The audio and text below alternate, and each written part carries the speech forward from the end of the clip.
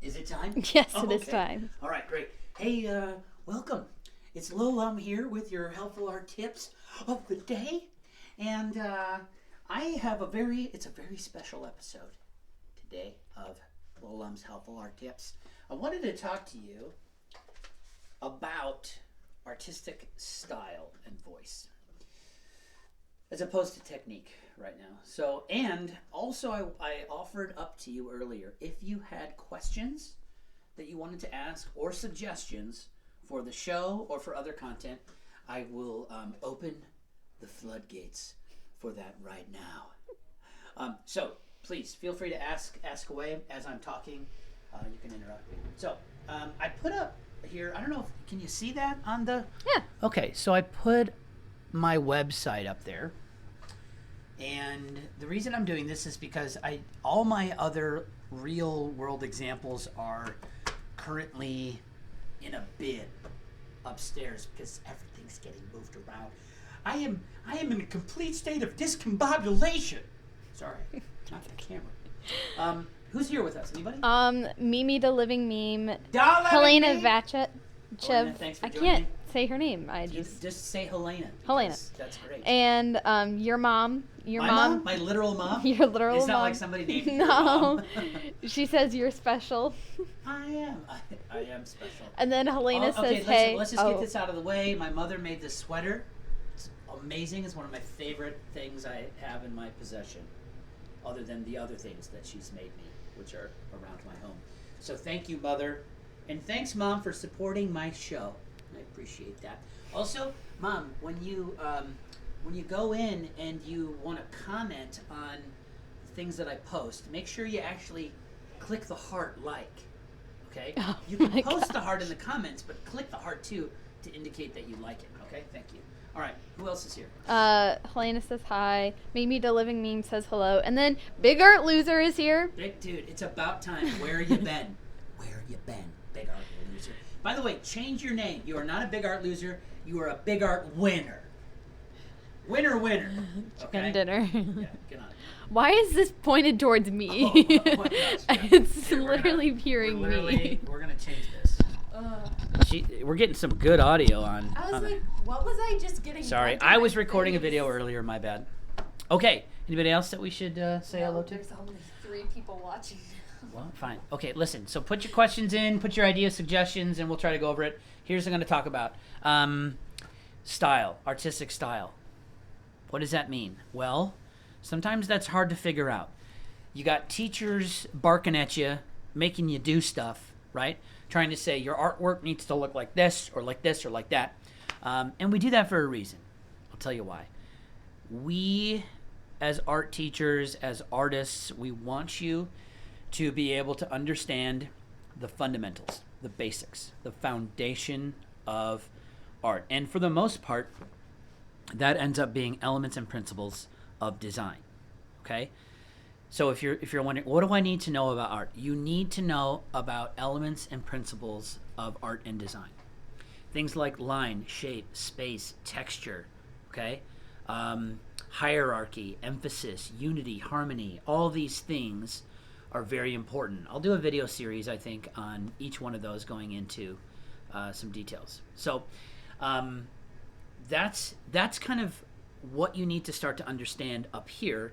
And then you need to apply that on the paper. You need to put down in practice what those elements and principles look like. Now, here's the cool thing. For every artist, you have a unique style, okay? And what is that style? I don't know what it is. I barely know what my style is, okay? So this is a learning process, and I want to tell you about my experience in discovering my style. All right, I'm just going to scroll through a couple of these things. I've got kind of two genres here. You can see on the left and the right, these two pieces are, I think, in a similar vein. They're also similar subject matter in that they're biblical themes. On the left, it's Adam and Eve being exiled from the garden, and on the right, it's Cain slaying Abel. Man, these are dark as I think about it. Kind of dark images. Well done. I think there's a consistency stylistically there, but then you're going to also notice in the top middle there is an ink piece. So that piece is Eve, who is in the garden. She's being deceived by the Satan and the serpent, I guess. And she is in a precarious position here. Well, that I think differs stylistically, but it's mainly because of the medium that I'm using. All right, then moving down, this piece is consumed. This is a piece that's pretty typical of how I work, both digital and traditional. Okay, and again, it's maybe a little bit different from Exiled from the Garden and My Brother's Keeper that I created, in that it relies more heavily on, I guess, analog painting, okay, like actual painting. All right, scrolling up, this piece on the left, Poisonous, I did that for Inktober, and because it was done for Inktober, it's more like this one up here, the Temptation piece, black and white. And I really enjoy inking things. I really enjoy digging into the texture and the possibility of what that is. Okay, so what does this all mean? Well, over the course of years, you will begin to develop a style because of the way you draw, and that is a product of the artists that influence you, but also just like physically who you are. Okay, and mentally, emotionally, as a byproduct of what you perceive as expectations. What are the expectations that you perceive others have of you as an artist? So that comes from people like me as your teacher, artist, instructor, or it comes from parents who are saying, "Hey, great job, good work," or "Oh, what's that about? I don't understand that." It comes from places like your church when you make art. And they're like, "Oh, what's that? What's that thing about?" Or maybe they're like, "This is amazing. Can we include this as part of what we're doing here in our community?" So all these things are kind of weighing in on you as far as how you should go about making your art, what you should be making, and what the subject matter should be. All these influences. You have to take all this in, and you have to begin to balance it in a way that is going to allow you to be uniquely you. And that is a challenging thing to do, and it happens over time, and it happens when you can give up being afraid. Okay, one of the biggest things that's going to keep you from your artistic style is being afraid. And if you can conquer your fear of perfectionism, of what others think of you, or what others' expectations are of you, and produce work that is genuine, then you will start to develop an artistic voice and style. And this is really, I think, an exciting thing.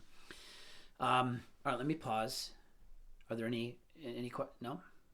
Anna had joined us. Hi, Anna. Hugs for life, but there's been no like questions. Or Okay, well, if there's questions, put them in. I would love to be interacting.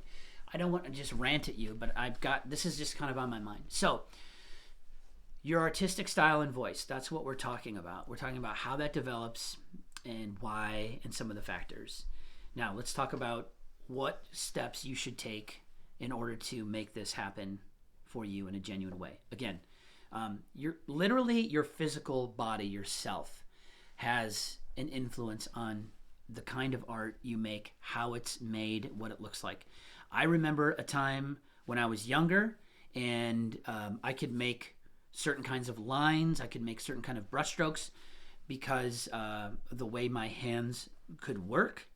But things like as you get older, that might even change, right? I'm old-ish, and my body doesn't work the same as it did when I was a kid, including after when I was a teenager, after having surgery and being on prescription medication because of my heart transplant, that made my hands really shaky. And it changed the way I could produce certain kinds of lines. So I had to adapt to that. And that was a difficult process, both emotionally and physically. But I worked at it, okay? And I adapted, and I accepted what I wasn't able to change, and I applied what I was able to change. And that all speaks into my artistic voice. So all these components, mental, emotional, spiritual, and physical, are going to speak into that. One of the things that I started doing was I began to create work from my imagination. Now, any good illustrator is going to tell you that drawing from imagination is fantastic, but also use reference, okay? It's not a bad or negative thing to use reference. But at the same time, as you're using reference, let that purposely fill your mind with a resource, a database of like a 3D map. Do you remember maybe as a kid, if you rode your bike around and you started to develop a mental map of your space? Maybe you could walk through your home in the dark without tripping over anything because you know that mental map in there is trustworthy. Well, the same thing happens for artists as they are working with references, they are drawing things, as they are painting things.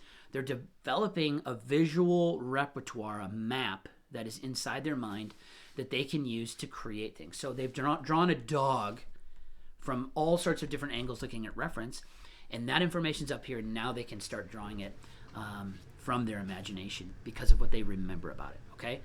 So draw from reference, that's yes. I advise it in most cases.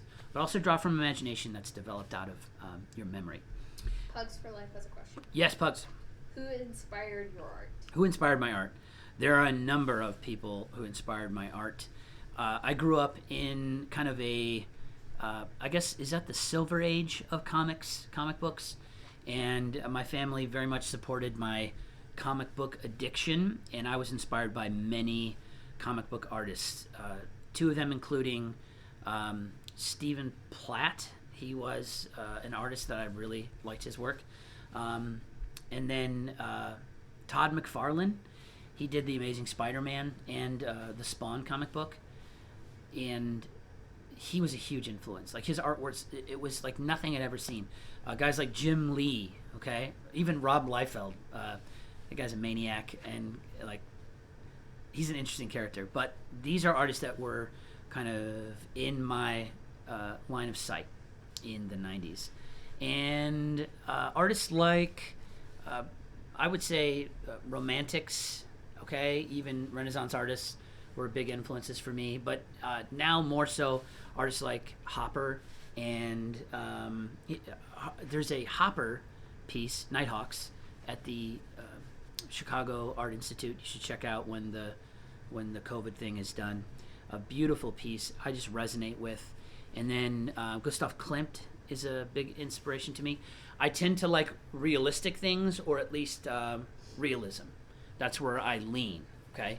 But I very much appreciated abstractionists. Even Salvador Dali is a big influence in the work that I create. So, good question. What about the brothers? Oh, well, You should tell that story. there's a great story, and I will tell that story at some point. Ask me about that later. I want to tell you about the time that I got to be in the studio with some of my artistic heroes, artists that were creating work back in the 70s and 80s for Star Wars and for The Lord of the Rings and The Hobbit. Back in the day, a long time ago. These were two twin brothers that I just admire greatly, but I'll tell you about that another time. All right, so you got to take these influences that you have, these artists who have inspired you, and you have to don't copy them per se, right? Or you can copy them for a time as a study, but then allow their style. You have to look at how do they move their brush around? How do they use their tools and supplies? These are the things that will shape and mold you as an artist. You have to assimilate those artists into. You cannot. Don't try to be those artists. Bring them into and influence you so that you can put that back out into your own original approach to art making. So I started making art that was drawing from my imagination and was like, what would it look like if I just started drawing something with a pen? Okay? Why did I use a pen? I used a pen because it meant I couldn't erase anything, and I just had to work with what I had. So I really had to visualize what was going on inside of my head for the vision for the drawing, and then I just put it out there. Okay, and sometimes it was cool, and sometimes it was not so cool. And I just do this continually, practice, practice, practice. And in conjunction with that, I'm still making pieces that are what I consider final or finished pieces, and using other mediums. But I like sort of the finality of using an ink brush pen to draw, and that helped me to develop what my style is. It's sort of like, who are you without all of these contrivances, with all of the practice, without an eraser, with all the things? What can you draw? How do you do it? And how do you gain confidence? And I tell you what, drawing with a pen again and again and again from your imagination will be frustrating at times, but you will get enough practice. It will help you become more confident with that. So my advice to you in finding artistic voice is to let go of fear, the fear that someone is going to judge you for your drawing skills, and just draw how you draw. Allow your physical self, your spiritual and emotional self, to be laid out onto the paper or the canvas, using the tools or supplies that feel the most immediate to you, and the ones that maybe are the least forgiving. Okay? Not on everything, but on some things. With your practice, with your study, try to work on things that have permanence, so you can really get a sense of what it is what just flows out of you. Okay? That's how you're going to begin to understand your voice. Beyond that, it's going to be things like, what are you filling up your creative tank with? So again, who are the artists that inspire you? What are the books, the movies, the comic books, the video games, the philosophers that inspire you? How is your faith inspiring you to create something? What does that look like? And then just to let that seep in, and sort of allow your imagination to steep in those good things, so that what flows back out of you is genuine. Is anybody still with us after that rant?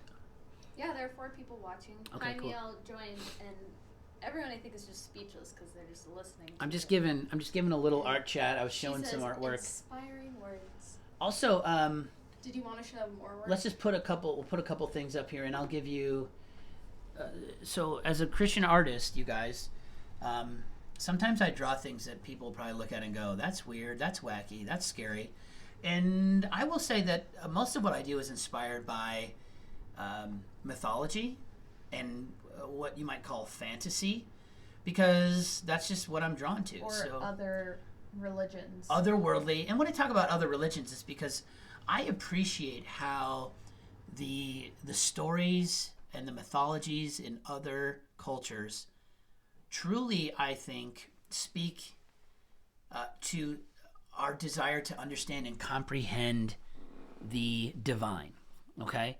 So as we seek to understand the beauty and the mystery of this person, Jesus, right, who is God become flesh, who died on a cross so that we could have a relationship with him and know God, truly know God, like person to person.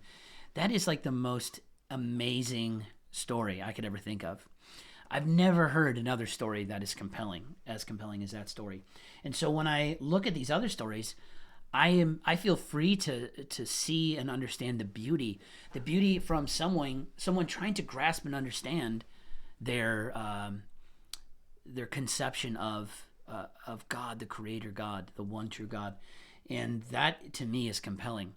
And I like to depict that because I think there's space for imagination and creativity in our faith, and there's space for the way that we can convey our emotion or understanding of the mystery of how God created things and how he ordered things in the universe. And I think there's a lot of room for that. That's why I like creative, imaginative, fantastic things. Graham says that she loves the Viking on her wall. So do you want to show that piece really fast? Do I have? It's up there. I saw it. This one. This one right here. So this one is similar. This one is based on a Celtic myth, King of the Battle, and this is where there was a giant battle between gods and giants in Celtic mythology. And Is that the Viking one she's talking about? no, the Viking one that she's talking about is on the wall on her by the door in the house. And that one, here's something that I realized. Pay attention to what you create, what you like to create, because I think I find myself just redoing the same things again and again often. And I enjoy that process. So one day I'll pull that out. It's a piece I did in the hospital at the age of 14, a watercolor piece. And it's just been an image that's been in my head. And I think a lot of what I create, like even this one and this one down here, are both. I was going to say the giant from the sea. That one was the thing that I was thinking of. That really, they're really connected. So I'll have to get that. Maybe my mom can shoot me a picture and then I'll post it in the doobly doos, in ye old Instagram stories, so you guys can see, compare and contrast. So here's what I think. I'm still learning, just like you. Okay, there's no reason to stop learning. There's no reason to stop growing in your technical abilities, but also in your understanding of your style and refining what that style is. Be genuine. Speak what you know, what you understand, what you are asking about, what you are questioning. Put that all out there. That's all fair game for artistic voice.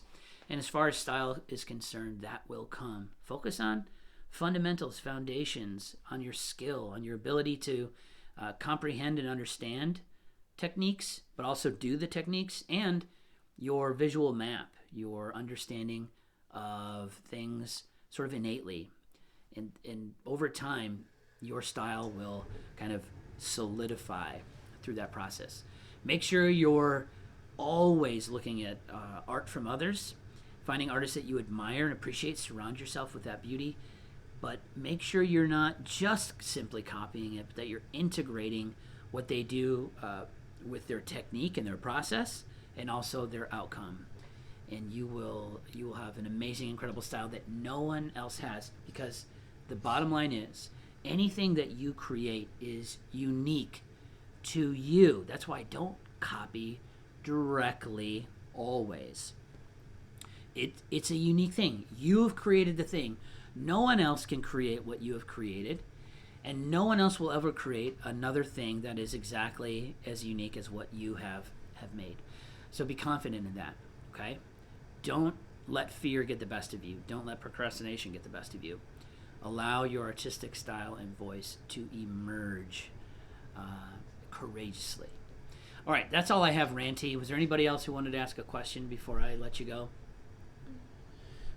All right, friends. Well, this has been a different kind of episode of Lil Lum's Helpful Tips. I hope it's been interesting to hear that. I'd love to hear about your artistic process. Make a comment. Send me some info. Ask me any questions you have again, and I'm asking you for content ideas that you want to see in either Helpful Tips or e-learning show, or if there's another show that you'd like to see from me, let me know so I can produce content that you're interested in. Guys, have a blessed day. We'll see you. Well, have a good weekend, too. We'll see you next week. Bye-bye.